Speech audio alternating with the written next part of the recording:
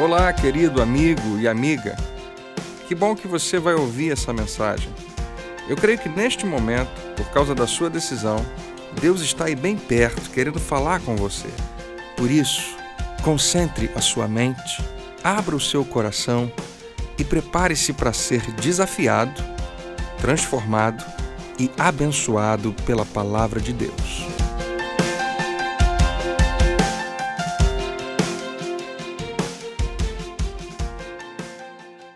O assunto hoje começa, e eu preciso começar hoje de uma maneira um pouquinho pesada, um pouquinho difícil, e ao mesmo tempo eu quero explicar para você por quê, porque no final vai ficar muito bom. Eu queria que você lembrasse que Deus é bom, amém?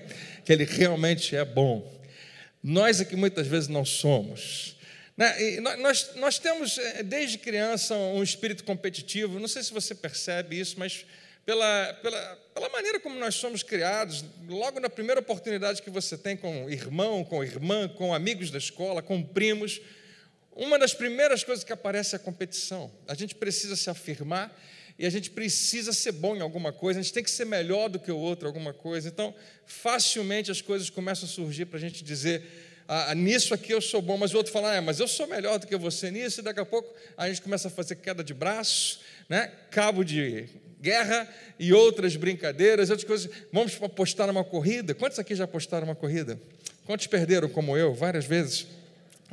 E eu também já ganhei algumas corridas, mas eu perdia mais do que eu...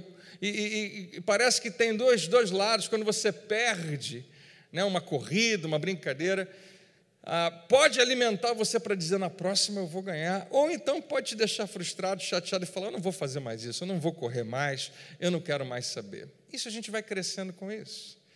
Todo dia eu ouço brincadeiras que são feitas para afirmar como o meu time é melhor do que o seu, Como o Flamengo é melhor do que o Vasco, e o Vasco é melhor do que o Flamengo, e o Fluminense é melhor do que todos, todo mundo sabe disso, e outras coisas semelhantes.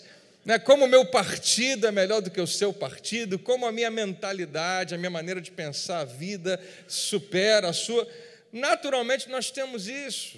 Não, entendo o que eu vou dizer, não tem nada de errado, porque é comum na nossa humanidade.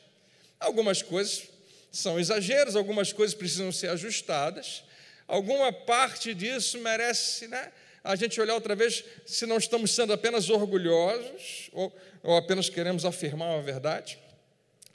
Mas quando nós olhamos para Jesus, nós não vemos esse espírito.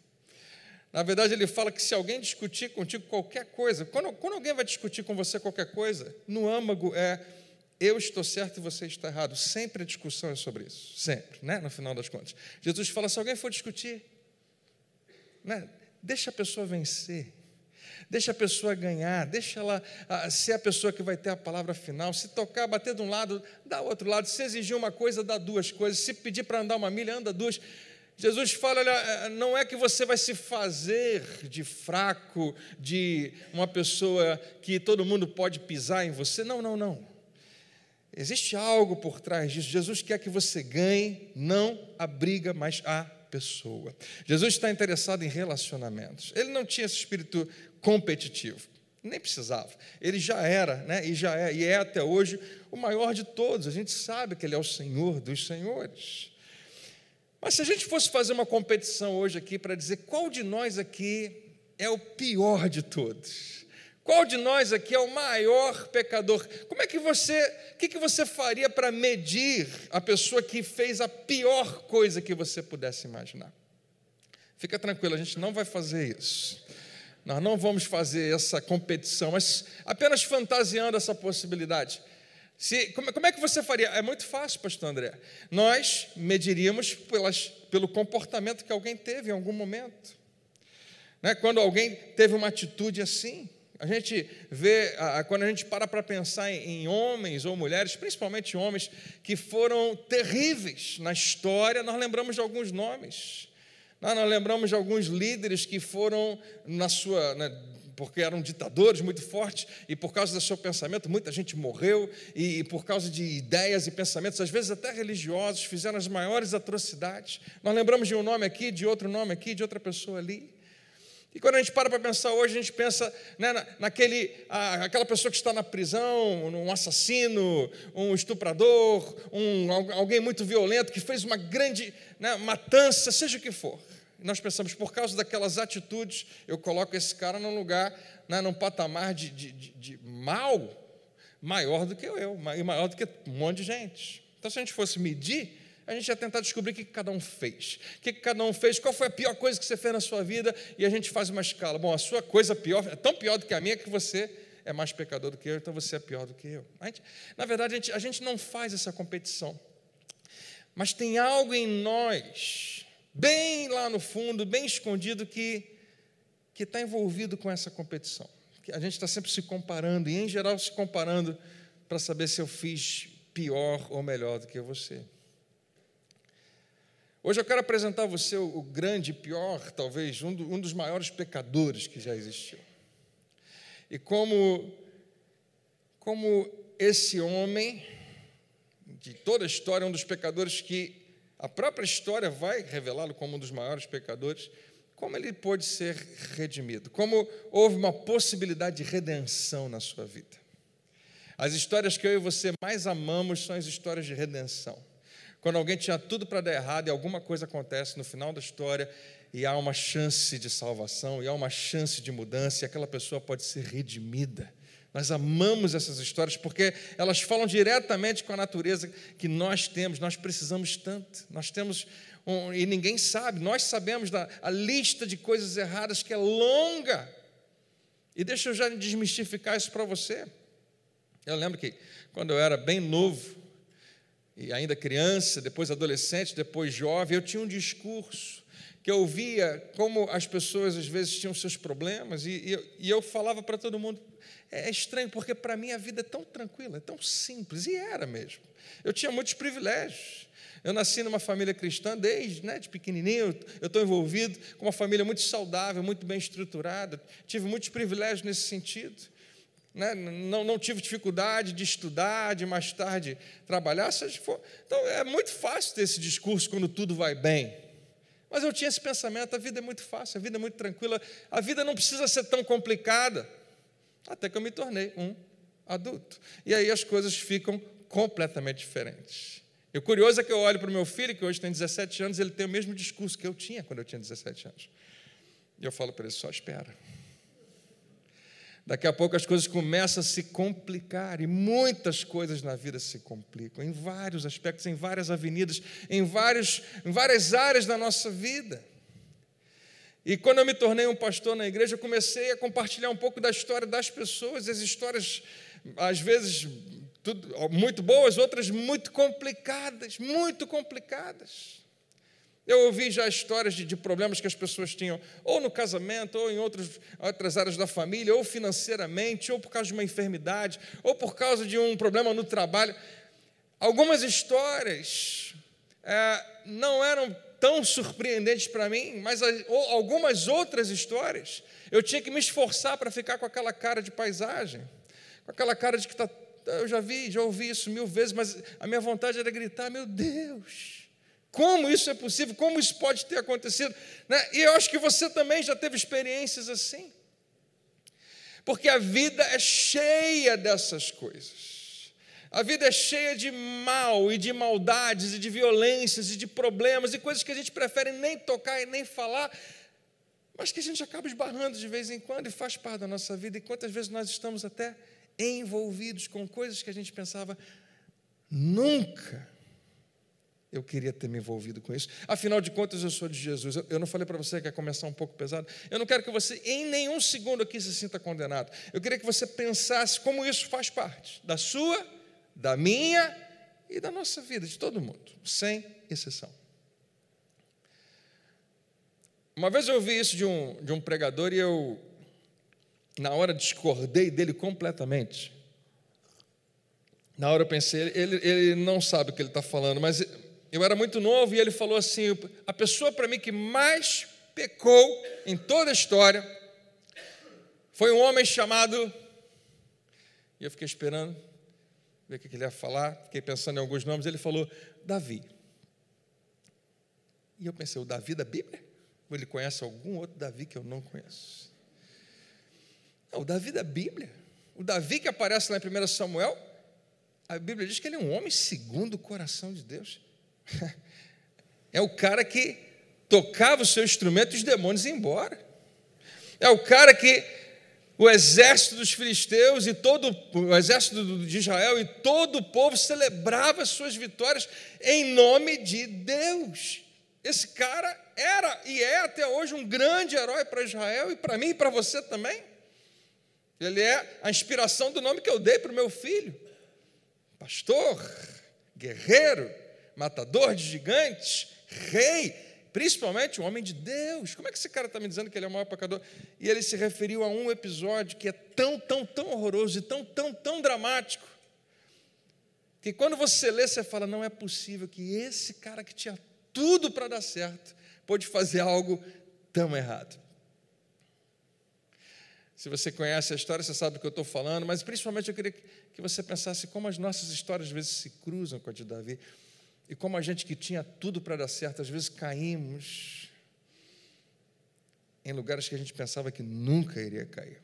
Davi é um dos maiores campeões da fé, e o pecado no qual ele cai é um pecado que cerceia a maioria dos homens, o pecado da imoralidade. Em 2 Samuel, no capítulo 11, a Bíblia narra em um capítulo só uma história dramática que deve ter durado alguns meses.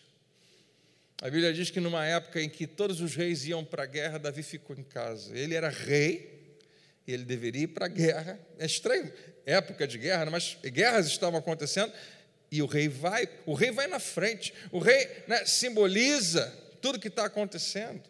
O rei é uma inspiração para os seus soldados. O rei produz segurança, firmeza. Eu não vou hoje, não. Dessa vez eu não vou ficar em casa. E ele abriu uma oportunidade para dar alguns passos errados. E um dia estava brincando, estava passeando na sua sacada, viu uma mulher tomando banho. Na posição que ele estava, ele teve essa oportunidade de visualizar uma mulher que não era a sua mulher. Davi tinha, como rei naquela época, e com a cultura que eles tinham, mais do que uma mulher, tinha várias mulheres, várias esposas, várias concubinas, várias mulheres para satisfazê-lo como mulheres e para serem as suas esposas. Como rei, a gente não faz nem ideia de como é que era, essa cultura. O filho dele, Salomão, que foi rei, a Bíblia diz que teve 300 mulheres, 300 sogras, e 300 um monte de outras coisas. Tudo bem, eu não vou entrar no âmago da questão, tudo que isso significava, mas Davi olha para uma que não é a sua esposa. Às vezes homens têm essas oportunidades de ir para a janela e ver alguma coisa que não deveriam ver. Não precisa ser uma janela de vidro, pode ser uma tela, pode ser alguma coisa que a gente sabe que está ali na nossa frente, que eu não estou falando só de homens, obviamente, eu falo de homens e mulheres. Davi teve esse momento, e é angustiante ver a história se desabando na frente dele. Ele pede que vão buscar aquela mulher, e ele se deita com aquela mulher, tem relações com ela, e ela não é a esposa dele. Ele sabia muito bem que ele estava fazendo o que era errado, mas o poder estava corrompendo ele, fazendo ele acreditar que ele podia mais do que todo mundo dizia que ele podia. E ele gostou muito daquela experiência, mas depois mandou a mulher embora. E mais tarde chega a notícia de que ela está grávida. E Davi sabe, eu não posso deixar essa mancha na minha história. Ele tem um plano. Se ele já fez o que era errado, agora ele vai fazer algo que é muito mais errado.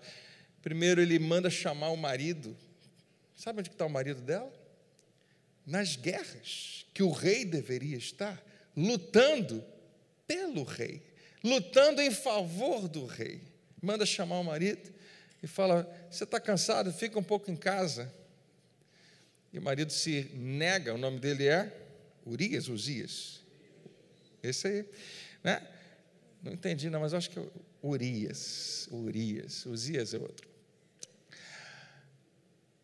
vai para casa e ele fala, não posso, não vou para casa. Por que você não vai para casa? Porque nesse momento, muitos companheiros meus não estão em casa, estão na guerra. Eu me sentiria muito... Esse homem revela uma integridade, uma honestidade, que é para deixar Davi pior do que ele já estava. Eu não posso ir porque os meus companheiros estão lutando lá, como é que eu vou ficar em casa? E ele ficou na rua, não foi para casa para se deitar com a sua esposa, devia estar morrendo de saudade da esposa, devia estar morrendo, mas não. E Davi fala, bom, agora daqui a pouco esse cara não vai para casa, e a esposa vai começar a aparecer a barriga dela, e ele vai saber que alguma coisa aconteceu, vão investigar, vão acabar descobrindo que fui eu, vai ser um vexame muito grande, meu nome vai aparecer no Globo, eu não sei como é que vai ser. E ele insiste, Urias vai para casa e ele não vai, então traz para cá, vamos comer juntos. Ele trouxe uma comida, almoçar na mesa, jantar na mesa do rei, devia ser um espetáculo, a melhor comida que existia, e Davi fez questão de encher o homem de vinho, porque se eu conseguir deixar ele bêbado, de repente eu consigo manipular ele, e ele bêbado com certeza vai querer ir para casa pelo menos para dormir, e amanhã ele pode acordar e nem saber o que aconteceu, mas já está bom para mim. Vai para casa. Ele estava bêbado, homem bêbado. Não vou. Vai para casa, rapaz. Não vou. Por que você não vai? Não posso. Ele explica mais uma vez. Eu não posso fazer isso. A integridade não saiu nem com a bebedeira dele. Então tá. Então volta para a guerra, mas leva esse bilhete para o teu capitão. O bilhete está fechado, selado, ninguém pode abrir, ele leva. Mal sabe Urias que está levando a sua sentença de morte. O rei está mandando matá-lo. Olha que tragédia, uma atrás da outra. Davi quer se livrar de um problema. E ele não se importa mais com honestidade. Não se importa mais com integridade. Não se importa absolutamente nada com ser sério com as coisas que Deus estava dando a ele. E é cruel demais. O capitão recebe a mensagem, abre, olha para Urias, dispensa ele, o que está escrito ali, coloca Urias na frente, porque ele sabia que os que estavam na frente tinham que ser muito fortes, muito valentes, muito ágeis, porque era o primeiro alvo. E na guerra, ele morre. Está resolvido o problema de Davi. A Bíblia diz que, até então, parece que esse cara está anestesiado com o que ele fez. Por que eu digo para você que essa história se cruza com a nossa história? Por favor, eu não fico de fora. Eu já estive em situações semelhantes, onde eu fiz coisas muito erradas. Não se engane. Pastor, como qualquer outro pastor, é normal, nós somos pessoas vulneráveis, nós temos os mesmos sofrimentos que você tem, nós precisamos da mesma palavra de fé que você recebe, nós precisamos da mesma misericórdia de Deus. Então, eu e você, e quantas pessoas, e quantas que eu já conversei, quantas que caíram num pecado de imoralidade, ou outros piores em alguns níveis, e a gente conversa com a pessoa e ela simplesmente não sente mais nada, está anestesiada. Eu me lembro de pelo menos umas 3 ou 4 pessoas de eu conversar e falar, você percebe o que está acontecendo? Porque eu sei o que vai acontecer com você daqui a um ano, eu sei o que vai acontecer com você daqui a algumas semanas, se você continuar nesse caminho. Você está se dirigindo para um abismo e não percebe, pastor. Eu sei o que eu estou fazendo, eu tenho controle, eu sei, vai dar tudo certo, eu consigo. Cego, cega. Quantos? E eu também, e você também, Davi também. Mas a história dele fica muito legal quando um profeta de Deus vai na casa dele, na casa de Davi. O profeta Natã. E, queridos, eu vou falar uma coisa para você que a princípio pode parecer estranho, mas você vai entender fácil. Nós precisamos compreender que punição é uma palavra que, em alguns momentos a gente gosta, outros momentos a gente não gosta. Na maioria das vezes a gente não gosta. Mas punição também faz parte da vida e do nosso crescimento. Se você quiser ter os piores filhos que alguém poderia ter, nunca disciplines, nunca coloque nenhuma punição sobre eles. Mas se você quiser ter filhos que vão dar muito certo, existe a necessidade urgente de disciplina. Deus sabe disso com seus filhos também.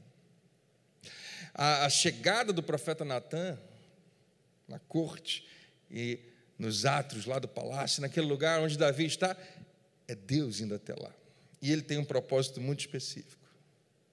Tem algo que Davi precisa ouvir. Mas, pastor André, nós estamos do lado de cada cruz, e por causa da graça de Deus, a Bíblia me diz que todo o meu pecado foi perdoado. E eu creio, você também crê nisso. Alguém diz amém? Eu creio. Mas não se engane. O nosso pecado, ele tem que ser punido, e ele foi punido. Houve uma punição, nós não conseguimos apagar essa parte. Jesus precisou pagar um preço muito alto, porque tem que haver a punição. Graça é substituição, é Jesus tomando o nosso lugar e recebendo um terrível castigo, que seria nosso. A Bíblia diz, é um castigo que hoje nos traz a paz, que nos traz shalom. Mas não se engane, ainda assim existem consequências, mesmo que você não receba a punição que ele recebeu. E Davi teve que colher aquilo que ele plantou. O que vem depois dessa história é só desgraça na vida dele. Um filho morre, depois outro filho morre, depois outro filho morre. No meio disso tudo, um filho violenta uma filha dele. Só desgraça uma atrás da outra. O que você faz agora, Davi? Davi revela que ele é um homem segundo o coração de Deus, talvez por muitos motivos, mas principalmente por esse, porque ele tinha uma capacidade. Melhor do que ser um excelente guerreiro, melhor do que ser um rei muito sábio, melhor do que ser querido por toda a multidão, melhor do que ser um excelente músico, Davi sabia se arrepender. Ele tinha essa capacidade. E o profeta Natã vai na casa dele e fala com ele, vou te contar uma história que é uma coisa que você tem que pensar, rei. Tinha um cara que ele tinha centenas e centenas de ovelhas, e tinha um vizinho dele que só tinha uma. E quando um amigo chegou para visitar esse homem muito rico, com muitas ovelhas, ele quis fazer uma comida bem caprichada, ele quis fazer aquele churrasco, e ele falou, vou matar uma ovelha. Só que em vez de matar uma das dele, ele foi pegar do vizinho, e matou, e serviu ao viajante que tinha chegado. O rei entendeu aquilo, não como uma história, não como uma parábola, mas como algo que tinha acontecido. Ele falou, quem é esse cara? Porque esse cara precisa morrer.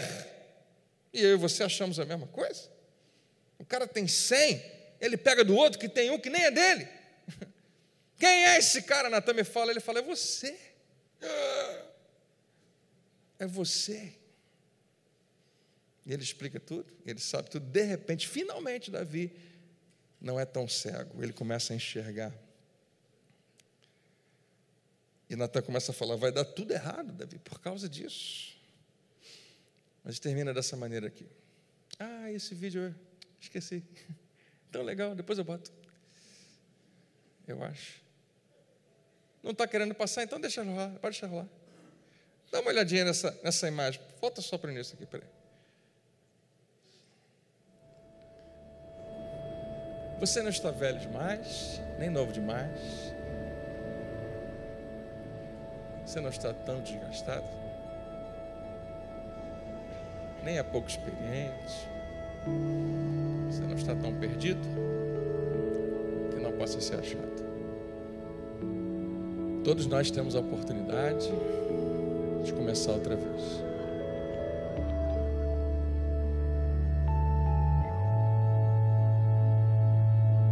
Esqueci do vídeo, é tão legal. Todos recebemos a chance de realmente começar de novo.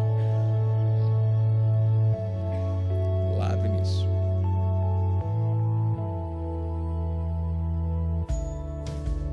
Nascer de novo.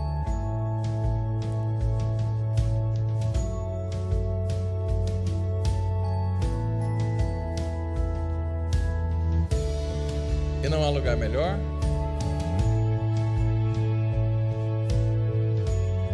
existe hora melhor.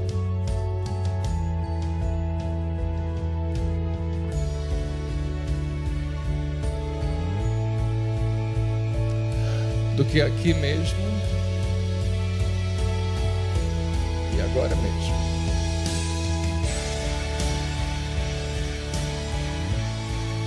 E assim, se alguém está em Cristo, é nova criatura. As coisas velhas já passaram, e eis que tudo se faz novo. Uhul. Esse vídeo eu já usei algumas vezes aqui na igreja no momento de apelo, para que as pessoas soubessem que você tem a oportunidade de recomeçar, e tem tudo a ver com o que a gente está falando hoje.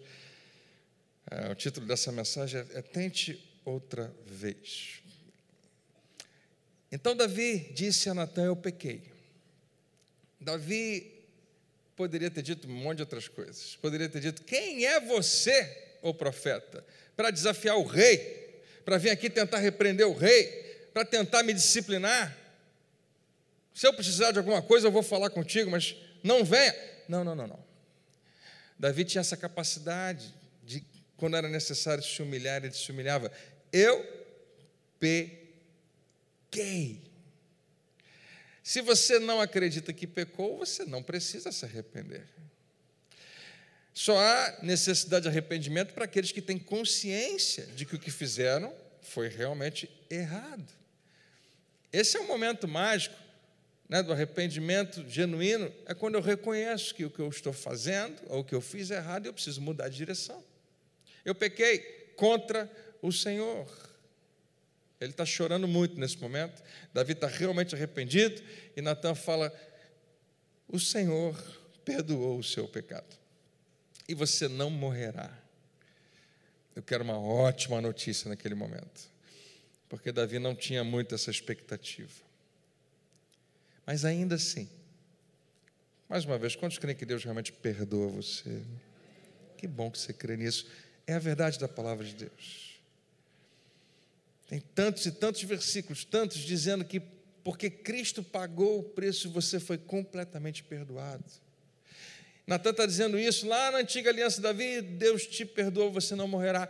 Mas tem muita coisa que vai morrer, por consequência natural de uma atitude que você teve. Uma das passagens que eu mais amo, uma das mais queridas minhas, e eu prego muito sobre ela, João no capítulo 8, quando Jesus está ensinando e trazem até ele uma mulher que foi flagrada em adultério. Você conhece o final da história? O final da história é um final muito feliz para aquela mulher e para todos nós que estamos assistindo. É o capítulo da redenção, é aquela história que eu falei para você que a gente ama, quando alguém fez algo muito errado, mas uma oportunidade surge para que a situação se transforme. Jesus aparece no meio da história. Aquela mulher é levada até Jesus, para Jesus julgá-la. Moisés diz que nós devemos apedrejá-la. E você sabe quando os fariseus dizem: olha, Moisés diz que nós devemos apedrejá-la, na lei é legítimo fazer isso, nós podemos matá-la agora, porque o que ela está fazendo é muito grave. Adultério, sabe o que ela está fazendo? Ela está destruindo a família dela, ela está destruindo a família de alguém, de outra pessoa. Ela merece morrer. Todo mundo que vê alguém adulterando tem um sentimento que corrói dentro da gente. Não é possível, é inaceitável. Então, a maioria de nós, a grande maioria, não consegue aceitar. Até mesmo se você um dia já adulterou, você tem esse sentimento: isso é absurdo, isso é errado. Eu nunca aceitei isso na minha vida, não sei como é que isso aconteceu comigo, mas é errado. Totalmente errado, todo mundo sabe. Todo mundo começa a pegar pedra. A Bíblia fala que chega uma hora que nitidamente todo mundo tem pedras nas mãos, porque vão matar aquela mulher agora. E Jesus fala: olha, então, quem de vocês não tiver pecado, seja o primeiro a atirar uma pedra. E o que Jesus fala não é imediatamente. Você lembra da história que ele fica escrevendo no chão? As pessoas estão muito atentas ao que ele vai falar, e o Espírito Santo, naquele momento que está em Jesus, parece que inspira cada um a pensar no que ele está falando. E ao invés de olhar para o pecado dela, eu preciso saber se quando eu olho para dentro, quando eu olho para mim, Se eu estou em condição de julgar alguém, porque eu tenho o meu pecado, os meus pecados. Então eu olho para mim. A Bíblia diz que eles começam a deixar aquelas pedras, começam a ir embora, acusados pela própria consciência. Que milagre fantástico! Aquela mulher ia morrer alguns minutos atrás, agora ela está respirando fundo, não acredita que isso aconteceu. Jesus me salvou. Jesus olha para ela e fala: vá e não peques mais. Mas antes ele diz: onde é que estão os teus acusadores? Ninguém te condenou, ninguém, Senhor. E ele, Jesus, fala para ela o que ele fala para você, o que ele sempre vai falar para mim e para você: nem eu tampouco te condeno. Jesus nunca te condenou e nunca vai te condenar. Outros te condenam, o inimigo pode te condenar, até você pode se condenar, mas nunca pense que Deus te condena. Nunca pense que Jesus te condena. João 3,17. Porque Deus não enviou o seu Filho ao mundo para condenar o mundo, mas para que o mundo fosse salvo por ele. Glória a Deus. Agora aperta o pause só um minutinho. Vamos pensar aqui. O que acontece depois disso na vida dessa mulher? Ela experimentou o maior milagre da vida dela. Eu acho que ela nunca mais vai adulterar. Eu acho. Jesus falou: vai, não peques mais. E ainda assim a escolha dela. Mas cá entre nós, você acha que o marido dela não ficou sabendo? Você acha que os filhos não ficaram sabendo? Você acha que alguém não descobriu com quem ela estava adulterando e aquela família também não ficou sabendo? Ou seja, existem ou não consequências? Existe ou não alguns frutos que a gente acaba tendo que comer no final? Existem. Não se compara, de jeito nenhum, a morte que ela poderia ter sofrido, e principalmente não se compara à morte do meu Salvador, que me livrou do inferno e me deu vida eterna. Sim, dá para aguentar algumas punições aqui na terra, sim, por parte, simplesmente, do que a vida traz, como recompensa de erros e falhas que eu e você cometemos. Então, se amanhã você decidir que vai assaltar um banco, e fala: Senhor, me ajuda. E Deus não te ajuda, porque, obviamente, Ele nunca vai ajudar ninguém a assaltar um banco, e a polícia te pega, e você finalmente bota a mão na consciência e fala: que loucura, Senhor, me perdoa. Ele perdoa, mas você vai ficar na prisão, possivelmente. Se não for o Gilmar Mendes que tiver que julgar a tua causa, possivelmente você vai ficar preso. Desculpa, eu estou sendo político hoje, eu não quero. Por que eu estou falando isso para você? Porque toda vez que eu prego sobre João capítulo 8, sobre a mulher adúltera, eu fico apaixonado pela graça de Jesus sobre ela. Mas eu não posso ignorar que a vida vai continuar. E que a vida aqui na terra tem, o dia seguinte tem as suas consequências.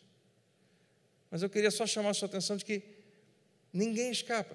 Davi não escapou, essa mulher não escapou, e ninguém mais escapou, mas não apenas das consequências naturais. O que é maravilhoso, se você realmente confia em Deus, você não escapa da graça dele.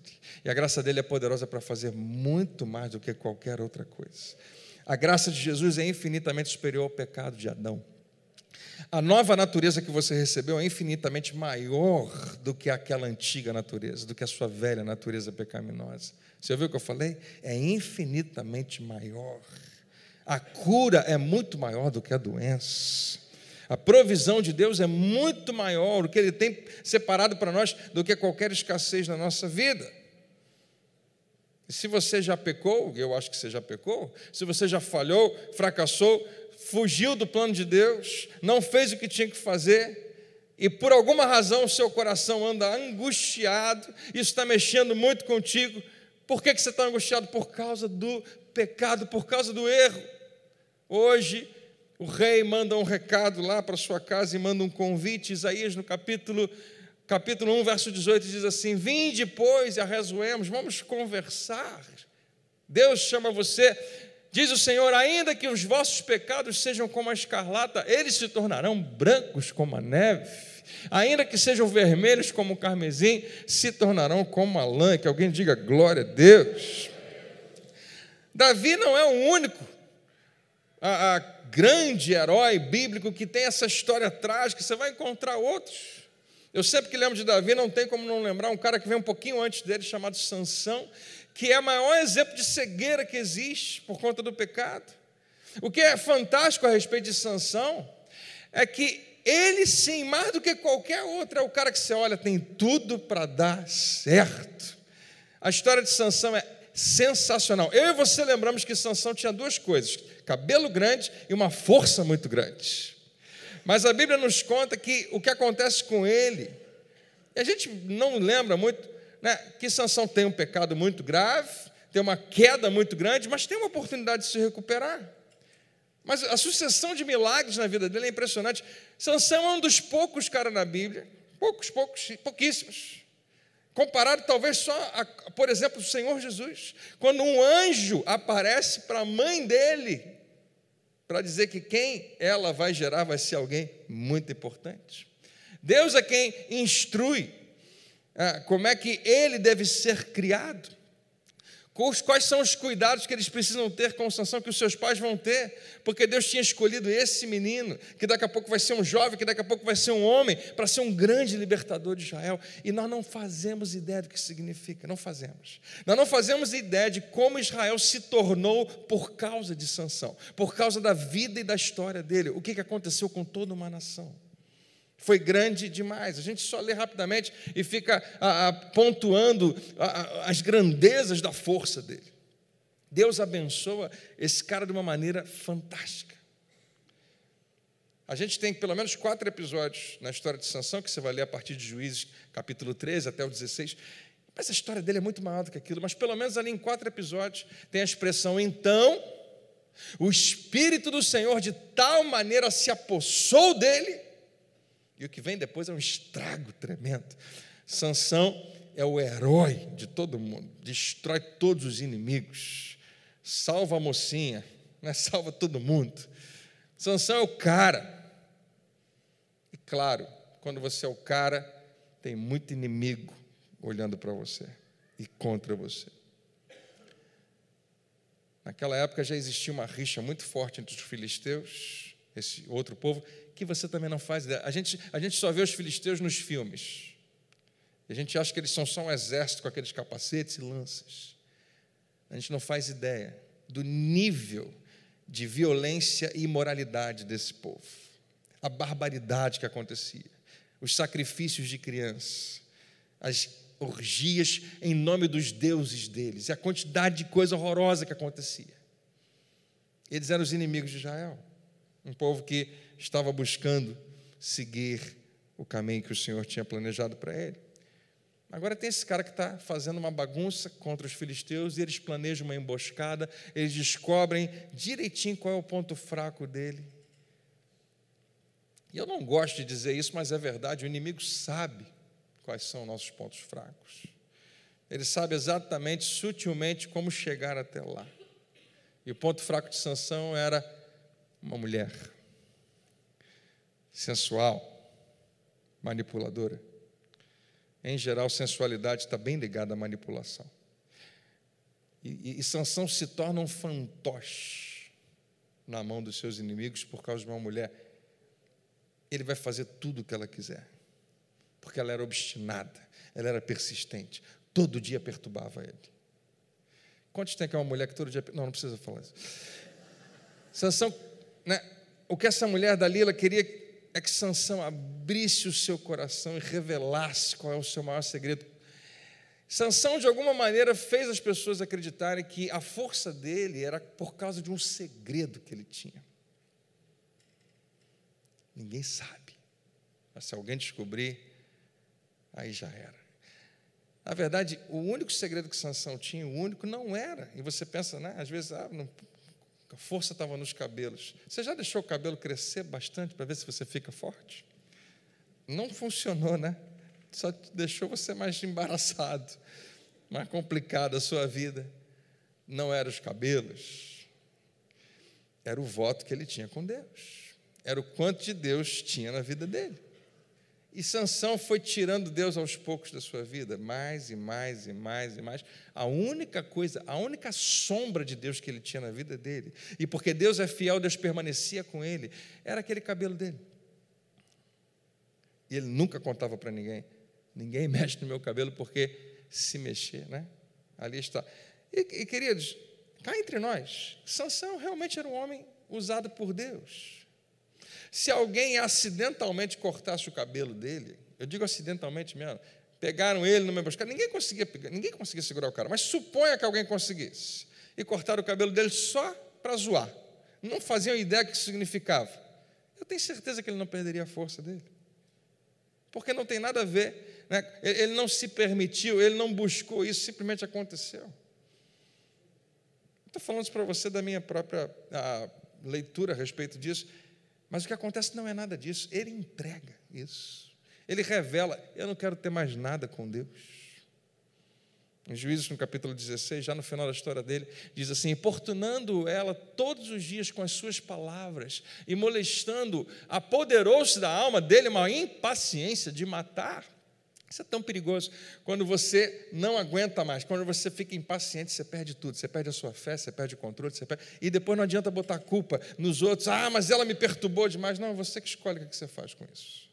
Apoderou-se dele uma impaciência de matar e descobriu-lhe todo o coração. Ele disse: nunca subiu navalha à minha cabeça, porque sou nazireu de Deus. Ele revela: eu tenho um voto com Deus, então ninguém pode cortar meu cabelo jamais, desde o ventre da minha mãe. E ele entrega: e se vier a ser rapado, ir-se-á de mim a minha força, e me enfraquecerei, e serei como qualquer outro homem. E ele caiu. Ela dá mais vinho para ele, ele dorme mais uma vez. E ela corta o cabelo dele, eu chamo alguém para cortar, pastor Ednei, que é bom nisso, né? E cai de uma maneira trágica e terrível. Verso 21 diz assim: então, agora que ele está fraco, agora que ele é só como qualquer um segura ele. Ele acha que ele está forte, mas não está mais forte coisa nenhuma. Os filisteus pegaram nele e lhe vazaram os olhos. Eu acho isso tão sintomático, porque ele já estava cego antes. Mas agora ele está cego mesmo. E o fizeram descer a Gaza. Você sabe que se você quiser, né, realmente incapacitar um guerreiro, poucas coisas se comparam com você tirar a visão dele. Você pode tirar um monte de coisa de um guerreiro e vai ser muito ruim. Tirou a visão de um cara que sempre teve visão. E fizeram descer a Gaza. Você conhece a faixa de Gaza, né? Eu tenho ouvido falar, já existia. Amarraram-no com 2 cadeias de bronze e ele se torna um animal de carga. E viravam um moinho no cárcere. Isso não era tão comum, mas quando o guerreiro era muito importante, a vitória era muito grande, eles queriam ter como símbolo aquele cara ali o tempo todo. Para todo mundo que chegar, esse rei dos filisteus receberia outros reis no seu reino, no seu palácio, e com certeza iria desfilar Sansão. Olha lá, lembra dele? É o cara que destruiu um monte de filisteus, agora é meu animal de carga aqui. Era um símbolo para eles. Mas eu queria te colocar esse outro versículo, que é o coração do porquê que você está aqui nessa noite. E se você lembrar disso aqui, talvez hoje, mas nos próximos dias, pode ser tão importante. Eu queria que muita gente, há muitos anos atrás, ouvisse da maneira como você vai ouvir hoje, esse simples versículo. Porque a história de Sansão não terminou tão terrível assim. Não termina quando você acha que terminou. Eu gosto de dizer isso para algumas pessoas. Quando alguém chega e fala, não tem mais jeito, a gente tem a impressão que nós estamos vivendo os últimos capítulos da nossa história. Eu costumo dizer, olha, eu acho que é só mais um capítulo, tem muita coisa pela frente. Ainda não terminou, Deus tem muita coisa que Ele pode fazer na sua vida. Nós achamos, quando nós olhamos para isso, que Sansão não pode ficar pior do que está. Não tem como ficar pior, mas a Bíblia diz que o tempo passa. Diga comigo, o tempo passa. Quantos aqui são testemunhos de que o tempo já fez milagres na sua vida, só porque ele passou? O tempo passou e as coisas começaram a mudar. Ou seja, não foi no dia seguinte, não foi na semana seguinte, talvez tenha sido depois de alguns meses ou anos. Mas a Bíblia fala, talvez depois de alguns meses, que o cabelo de Sansão volta a crescer. E a gente tem imediatamente essa fantasia de que, junto com o cabelo, ele está voltando a ser forte. Não, acho que não, mas o fato do cabelo crescer fez Sansão perceber uma coisa. Que cabelo... desculpa os carecas aqui, mas cabelo cresce. Eu posso falar muito não, gente. Se você olhar aqui contra a luz, né? As mulheres sabem melhor do que eu, né? Cabelo cresce. Você já cortou um cabelo e falou, ai meu Deus, que besteira que eu fiz? Quantos têm coragem de levantar a mão? Já fez isso? Eu também. Fez um permanente, alguma coisa, não sei, né? Que besteira que eu fiz. Ficou assim para sempre? Sim ou não? Porque graças a Deus, né, o cabelo... Não sei se você percebeu nos últimos anos quantas cores o meu filho teve no cabelo dele. Tem várias diferentes. Ele desfilou um arco-íris de possibilidades. E eu não tive a menor crise, nem ele, nem ninguém. Por quê? Porque vai crescer. O cabelo que está lá na raiz dele vai começar a aparecer. E hoje não tem. Está tranquilo. E se ele quisesse botar outro, tudo bem. Está tranquilo. O cabelo cresce. Você sabe por que isso significava para Sansão? Que o que eu achava que era o fim, não é. E a gente, muitas vezes, na nossa vida, tem esse momento onde a gente pensa que não tem mais jeito. Mas, à medida que o tempo passa, a gente permite que Deus comece a desenvolver certas coisas em nós. O que era antigo começa a sair. O que é novo começa a empurrar o que é velho para fora. Começa a mudar, começa a crescer. A Bíblia faz questão de colocar dessa maneira. O cabelo da sua cabeça, logo após ser rapado, começou a crescer de novo. Porque a palavra de Deus se ocupa de colocar um detalhe tão comum da nossa vida. Para que eu e você precisamos desse detalhe? Porque não é um detalhe. Há aqui um sinal, há aqui uma tipificação de algo muito espiritual na nossa vida. Que logo depois de cair, logo depois de se machucar, de se ferir, de ir lá no fundo do poço, imediatamente, Deus já está providenciando uma renovação. Mesmo que você não perceba, mesmo que você não sinta nada. Mas em algum momento, talvez Sansão teve uma pausa para beber água, depois de colocar aquele moinho pesado para rodar, sei lá, sozinho ou com mais alguém.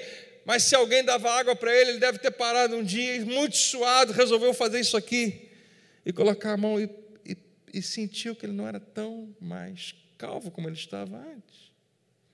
E com certeza isso provocou algo nele. E quando trouxeram um dia Sansão para expô-lo ao ridículo no grande auditório dos filisteus, uma grande festa com um monte de gente importante dos filisteus, Sansão faz algo que eu e você temos que fazer o tempo todo e nós nunca fazemos. Nós lembramos do que nós não deveríamos lembrar, e nós frequentemente esquecemos do que deveríamos lembrar. Sansão se lembrou do passado, a Bíblia relata exatamente assim. Sansão lembrou que Deus já tinha feito algumas coisas na vida dele, que Deus já tinha ungido ele, que Deus tinha escolhido ele. Mas eu perdi tudo, sim, mas um dia isso aconteceu. Deus me deu grandes vitórias e vitórias impressionantes. E de alguma maneira, Sansão conseguia se conectar com o coração de Deus. E ele se levanta mais uma vez.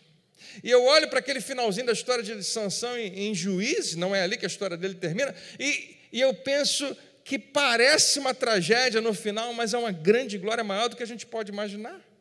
E que dia maravilhoso quando nós tomamos a decisão de nos levantarmos mais uma vez para a nossa restauração. Que dia maravilhoso quando você desiste de ser um desanimado, respira fundo, se levanta e fala, vamos embora, Deus vai fazer algo novo na minha vida. E queridos, talvez Deus está esperando um tempão esse dia na sua vida. A parábola do filho pródigo, em Lucas 15, nós temos um pai que vai para algum lugar, para uma varanda e espera o filho voltar. A Bíblia não conta quantas vezes o pai foi fazer isso, mas parece que fica implícito que o pai tinha a natureza de esperar o movimento do filho. O pai está possivelmente o tempo todo esperando para ver se você vai se movimentar, se você vai vir na direção dele, se ele vai conseguir te atrair outra vez hoje.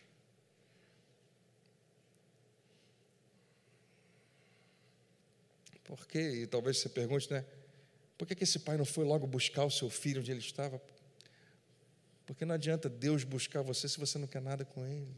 Mas quando você dá esse passo, quando você tem a iniciativa, quando você se levanta, Ele vai correr para se encontrar com você no portão da entrada. Você pode ter certeza que Ele vai fazer isso. O final da história é essa daqui. Sansão clamou ao Senhor e disse: Senhor, Deus, peço-te que te lembres de mim, porque quando você lembra de Deus, você pode ter certeza que Ele já estava lembrando de você antes. E dá-me força só dessa vez, ó Deus, para que me vingue dos filisteus, ao menos por um dos meus olhos. Abraçou, pois, Sansão com as duas colunas do meio que sustinha a casa, e fez força sobre elas com a mão direita e uma com a mão esquerda. Fez força, uma força que ninguém sabe como ele poderia ter, e disse: morra eu com os filisteus. E inclinou-se com força. Que força, cara? Com alguma coisa que Deus estava mostrando para ele que ainda era possível ele ter, mesmo ele achando que era impossível. E a casa caiu sobre os príncipes e sobre todo o povo que nela estava. E foram mais os que matou na sua morte do que os que mataram na sua vida. Assim termina a história de Sansão no livro de Juízes, que faz a gente pensar: meu Deus, um monte de gente morrendo. Isso significou um tempo de paz imenso para o povo de Deus. Uma perseguição que deu uma trégua durante um bom tempo. E embora não pareça, esse não é o final da história, porque o nome de Sansão vai aparecer mais tarde, centenas de anos depois, quando o próprio Deus inspira alguém que a gente nem sabe quem é. Talvez tenha sido o apóstolo Paulo, talvez tenha sido alguma outra pessoa, a gente não sabe, a escrever uma carta aos Hebreus. E no capítulo máximo de Hebreus, Hebreus capítulo 11, que fala de todos os heróis da fé, aparece o nome de quem lá? Junto com Abraão, junto com Isaac, com Jacó, com José, com Moisés, com Samuel. A gente lê: e o que mais direi? Certamente me faltará o tempo necessário para referir o que há a respeito de Gideão, de Baraque, de Sansão, e de Jefité, de Davi, de Samuel, dos profetas, os quais por meio da fé subjugaram reinos. Olha o que tem aqui: praticaram a justiça, obtiveram promessas, fecharam a boca de leões, extinguiram a violência do fogo, escaparam ao fio da espada, da fraqueza tiraram força. Glória a Deus. Fizeram-se poderosos em guerra, puseram em fuga exércitos estrangeiros. Nós estamos falando de coisa muito grande que Deus consegue fazer através de homens que confiam nele. E Deus fez por Sansão, e Deus faz por você também. Leia depois Hebreus capítulo 11 e veja quantos nomes tem ali. Você sabe qual o nome que não tem ali? Não tem o nome de Betseba. Davi não é lembrado pelo seu pecado. Ele é um homem segundo o coração de Deus. O nome de Dalila também não é mencionado. Por quê? Porque Deus quer que você saiba que o ontem já passou, ficou para trás. E se você quiser se levantar hoje, você pode tentar outra vez. Isaías capítulo 43. Vamos ficar de pé? Deus é bom.